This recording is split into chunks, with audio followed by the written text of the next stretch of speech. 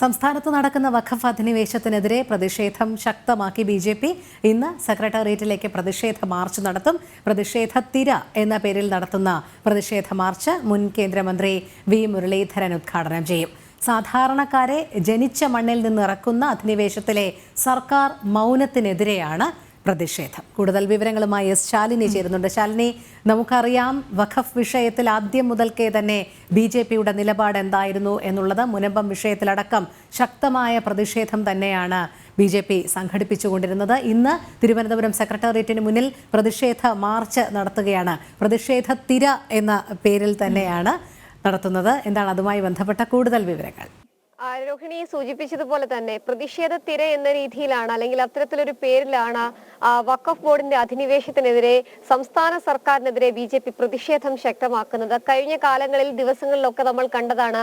മുനമ്പത്തും ചെല്ലാനത്തും ഒക്കെ ബി.ജെ.പിയുടെ പ്രതിഷേധമുണ്ടായിരുന്നു. ക്രൈസ്തവ സംഘടനകളുടെ പ്രതിഷേധം തിരുവനന്തപുരം മുതൽ കാസർഗോഡ് വരെയുള്ള മേഖലകളിൽ നടന്നതും നമ്മൾ സാക്ഷ്യം വഹിച്ചതാണ്. സമാനമായ രീതിയിലാണ് ഇടത് വലത് മുന്നണികൾ ഈ ഒരു വിഷയത്തിൽ സ്വീകരിക്കുന്ന മൗനം, ഒപ്പം ഇരട്ടത്താപ്പ്, ഇതിനെതിരെ ശക്തമായ പ്രതിഷേധം അറിയിക്കുകയാണ് ബി.ജെ.പി. ഇന്ന് രാവിലെ 11 മണിക്കാണ് ഈ പ്രതിഷേധ തിര എന്ന പേരിൽ പ്രതിഷേധ മാർച്ച് സെക്രട്ടേറിയറ്റിലേക്ക് നടത്തുന്നത്. ബി.ജെ.പിയുടെ മുതിർന്ന നേതാക്കന്മാർ ഉൾപ്പെടെയുള്ളവർ ഈ പ്രതിഷേധ തിരയിൽ പങ്കെടുക്കുകയും ചെയ്യും. മുൻ കേന്ദ്രമന്ത്രി വി മുരളീധരനാണ് ഈ ഒരു പരിപാടി ഔദ്യോഗികമായി ഉദ്ഘാടനം ചെയ്യുകയും ചെയ്യുന്നത്.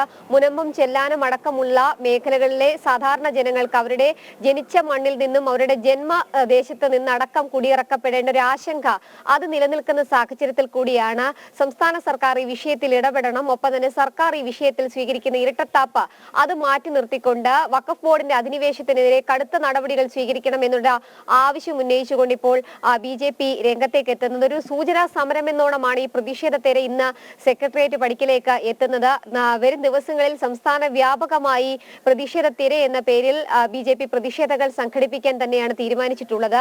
മുനമ്പം മേഖലയ്ക്ക് പിന്നാലെ ചെല്ലാനം അടക്കമുള്ള മേഖലകളിലേക്ക് വഖഫ് ബോർഡ് അധിനിവേശം നടത്തുന്നു. ഒപ്പം തന്നെ വിവിധ ക്ഷേത്രഭൂമി, ഒപ്പം തന്നെ വിവിധ മേഖലകളിലടക്കം ഈ വഖഫിന്റെ അധിനിവേശം നടക്കുന്ന സാഹചര്യത്തിൽ കൂടിയാണ് അതിൽ സർക്കാരിന്റെ ഭാഗത്തു നിന്നുള്ള സമീപനം കൂടി പരിഗണിച്ചുകൊണ്ട്, അല്ലെങ്കിൽ അതിൽ കാര്യമായ രീതിയിലുള്ള ഇടപെടൽ സർക്കാർ നടത്തുന്നില്ല എന്നുള്ള ആരോപണം ഉന്നയിച്ചുകൊണ്ട് ഒരു പ്രതിഷേധ മാർച്ച് സംഘടിപ്പിക്കുകയും ചെയ്യുന്നത്. കഴിഞ്ഞ 16-ാം തീയതിയാണ് ഈ ഒരു വിഷയത്തിൽ സംസ്ഥാന സർക്കാർ ഒരു ചർച്ചയ്ക്ക് തയ്യാറായത്.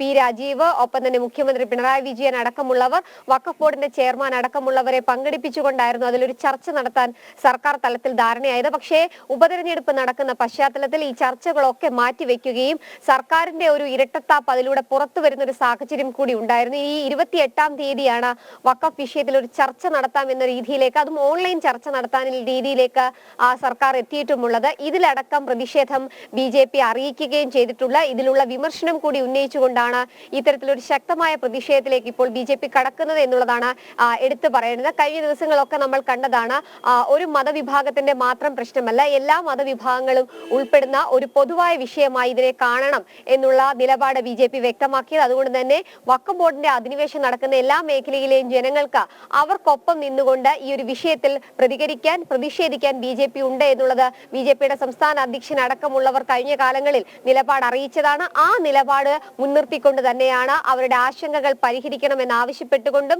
സർക്കാരിന്റെ ഇരട്ടത്താപ്പിനും ഒപ്പം തന്നെ കോൺഗ്രസ് ഈ വിഷയത്തിൽ സ്വീകരിക്കുന്ന മൗനത്തിനുമെതിരെ ബി.ജെ.പി. ഔദ്യോഗികമായി സംസ്ഥാന സർക്കാരിനെതിരെ കൂടി വിമർശനവും പ്രതിഷേധവും ശക്തമാക്കി സെക്രട്ടേറിയറ്റ് പടിക്കലേക്ക് എത്തുന്നത്. രോഹിണി.